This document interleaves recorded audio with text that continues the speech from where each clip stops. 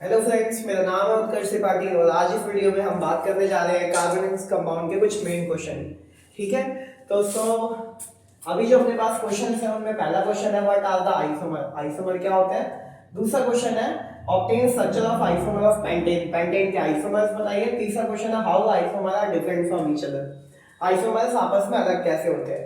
तो सबसे पहले क्वेश्चन लिखते हैं आइसोमर ही क्या होते हैं। आइसोमर होता है the compound which have same molecular formula but have different structure. The compound which have same molecular formula but have different structure. कि मॉलिक्यूलर फॉर्मूला सेम होना चाहिए, केमिकल फॉर्मूला मतलब स्ट्रक्चर डिफरेंट होना चाहिए। इसका एग्जांपल लेते हैं। अगर एग्जांपल है तो क्या है अपने पास पेंटेन ही ले ले। नहीं, पेंटेन तो आगे क्वेश्चन है, कुछ और लेते हैं कि भाई सबसे आसान एग्जांपल लेते हैं ब्यूटेन के अपने पास दो आइसोमर हो सकते हैं। कैसे कि सबसे पहली बात तो भाई उसको एक चेन फॉर्म में बता दो। हमने पिछली क्लास में 3 टाइप ऑफ स्ट्रक्चर में बात करी है पिछले वीडियो में, जिसमें मैंने आपको बताया 3 टाइप के कार्बन कंपाउंड बनाए जाते हैं, एक चेन, ब्रांच, साइक्लिक। तो एक फॉर्म हो गया चेन में, मैंने बना लिया। तो चेन में कार्बन, ये वाला कार्बन 3 हाइड्रोजन से बॉन्डेड होगा। As you know carbon have 4 valency. तो यहाँ पे कार्बन हाइड्रोजन 2, यहाँ पे हाइड्रोजन 2, यहाँ पे हाइड्रोजन 3। तो साइक्लिक फॉर्म में ब्यूटेन ऐसा दिखता है। ब्रांच फॉर्म में कैसा दिखता है ब्यूटेन, CH3 CH3 CH3H। आप अगर कार्बन काउंट करोगे 4 है, हाइड्रोजन काउंट करोगे कितने हैं। अल्केन का ये क्या है ब्यूटेन, एक अल्केन का फॉर्म है। तो ब्यूटेन कैसा होना चाहिए CnH2n+2। तो अगर यहाँ पे कार्बन 4 है तो हाइड्रोजन कितने होने चाहिए, हाइड्रोजन 6 होने चाहिए।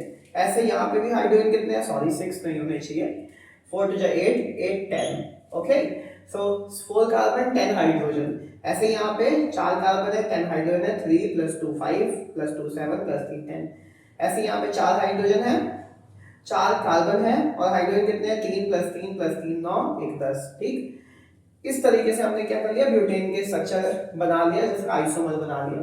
सो obtain the structure of isomer of pentane. Isomer of pentane बनाओ भाई, आइसोमर ऑफ पेंटेन। तो आपको पता है आइसोमर क्या है, जिनका केमिकल फॉर्मूला सेम हो, स्ट्रक्चरल फॉर्मूला डिफरेंट हो। केमिकल फॉर्मूला पहले लिख लेते हैं भाई। तो केमिकल फॉर्मूला क्या बच्चे, पेंटेन में 5 कार्बन होते हैं। अगर कार्बन 5 है तो हाइड्रोजन कितने होने चाहिए, 12।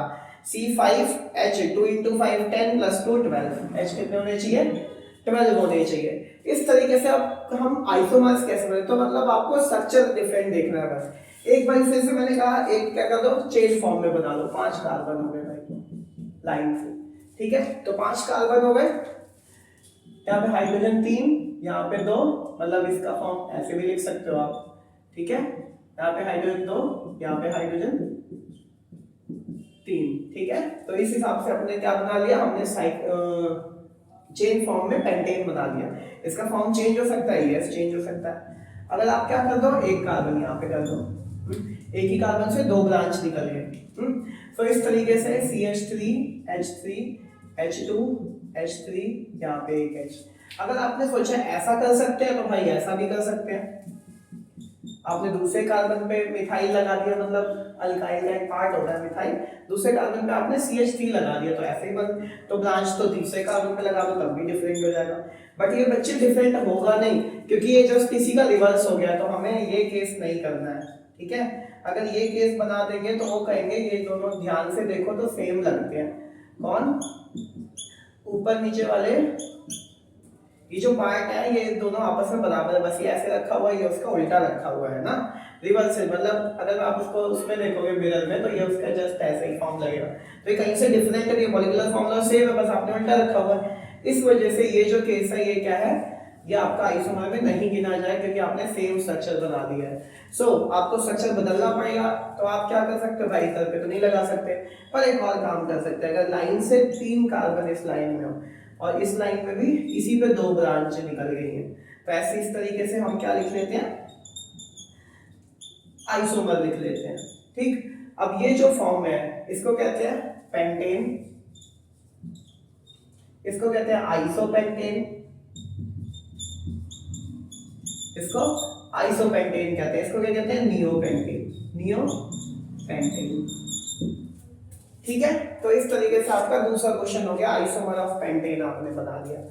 सो now how isomer are different with each other, isomer आपस में एक दूसरे से कैसे अलग होते हैं। तो भाई सामने देखा जाए इनका पहली बात तो मास, मॉलिक्यूलर मास सेम होता है, मॉलिक्यूलर मास सेम होता है, बट ये डिफर कैसे करते हैं, फिजिकल प्रॉपर्टी इनकी डिफरेंट होती है। आइसोमर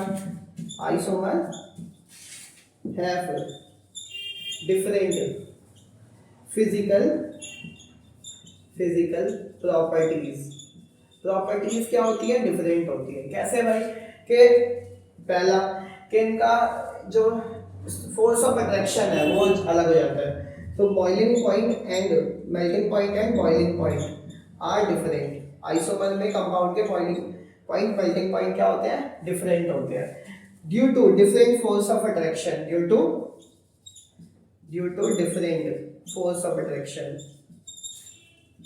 जैसे एग्जांपल है कि इसका जो चेन फॉर्म में जो फोर्स ऑफ अट्रैक्शन है ज्यादा अच्छा होता है, ठीक है, बट ये अगर ब्रांच फॉर्म में अट्रैक्शन है कम होता है। जितना ज्यादा चेन होगा उतना बड़ा सरफेस होगा, मॉलिक्यूल एक दूसरे को अच्छे से अट्रैक्ट करेंगे, तो उसका मेल्टिंग पॉइंट बॉइलिंग पॉइंट क्या होगा, बढ़ जाएगा, कि आपको ज्यादा एनर्जी देनी पड़ेगी उनको तोड़ने के लिए, मतलब इंटरमॉलिक्यूलर फोर्स तोड़ने के लिए। तो इस तरीके से जो फिजिकल प्रॉपर्टी होती है वो क्या होती है, डिफरेंट होती है। बाकी और भी प्रॉपर्टी मैटर करती है, बट अभी इस क्लास के लिए वो इंपॉर्टेंट नहीं है।